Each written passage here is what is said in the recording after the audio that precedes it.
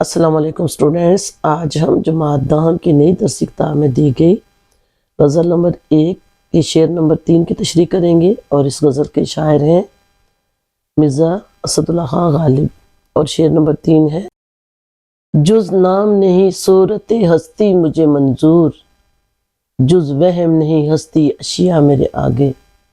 ہر لغت میں الفاظ جز کا مطلب ہے محض، صرف، صورت شکل وجود، عالم دنیا جہاں، اشیاء چیزیں سامان، منظور قبول، وہم خیال گمان شک، ہستی دنیا جہاں کائنات۔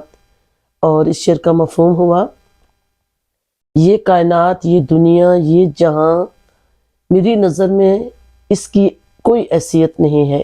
اس کائنات میں موجود چیزیں یعنی موجودات میرے لیے وہم سے زیادہ کچھ نہیں۔ اس شعر کی تشریح میں پہلے ہم غالب کا مختصر تعارف دیکھیں گے۔ تو غالب بنیادی طور پر غزل کے شاعر تھے اور اپنے زمانے کے غیر معمولی صلاحیتوں کے مالک تھے۔ ان کے کلام میں انسانی جذبات اور محسوسات بڑی ہنرمندی سے نمایاں ہوتے ہیں۔ غالب کے کلام میں مشکل پسندی، نادر تشبیہات، تمثیل، کنایہ، شوخی اور ظرافت اور پہلوداری بڑی واضح نظر آتی ہے۔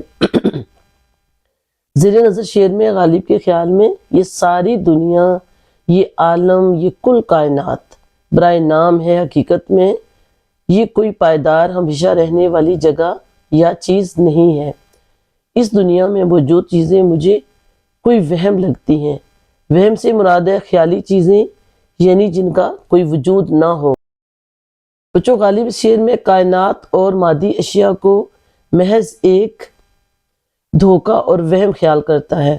اصل میں اس شعر میں شاعر وحدت الوجود کا تصور پیش کرتا ہے۔ وحدت الوجود کا مطلب ہے واحد اللہ کی ذات، یعنی صرف اللہ کی ذات دائمی اور ہمیشہ کے لیے ہے، اور باقی تمام کائنات اس کا عکس ہے۔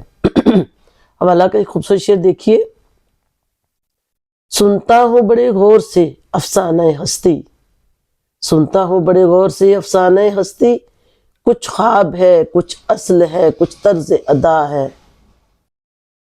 اسٹوڈنٹس، جیسا کہ آپ نے بھی غور کیا ہوگا کہ اس غزل کے پچھلے تمام اشعار میں ہم نے دیکھا ہے کہ شاعر دنیا کی بے ثباتی کی بات کرتا ہے، لیکن ساتھ اس کی خود پسندی کا بھی عکس نظر آتا ہے۔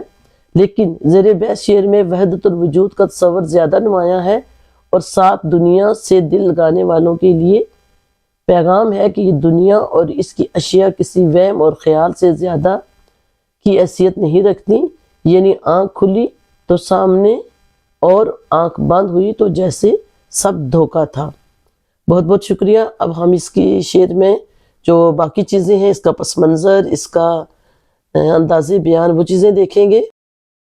تو اسٹوڈنٹ اس شعر کا جو پس منظر ہے، ایک تو اللہ کی ذات سے محبت، اللہ کی ذات پر یقین اور کائنات کے وجود پر غور کرنا۔ انداز بیان سادہ ہے، پر لطف ہے اور روانی ہے۔ شعری محاسن، کیونکہ یہ شعری محاسن دیکھیے: ہستی اشیاء کو وہم سے تشبیہ دی گئی ہے، یعنی اس میں صنعت تشبیہ استعمال ہوئی ہے۔ صورت عالم اور ہستی اشیاء یہ دو تراکیب ہیں، یعنی صورت عالم ایک ترکیب ہے اور ہستی اشیاء دوسری ترکیب ہے، تو یہ دو تراکیب اس میں استعمال ہوئی ہیں۔ بہت بہت شکریہ۔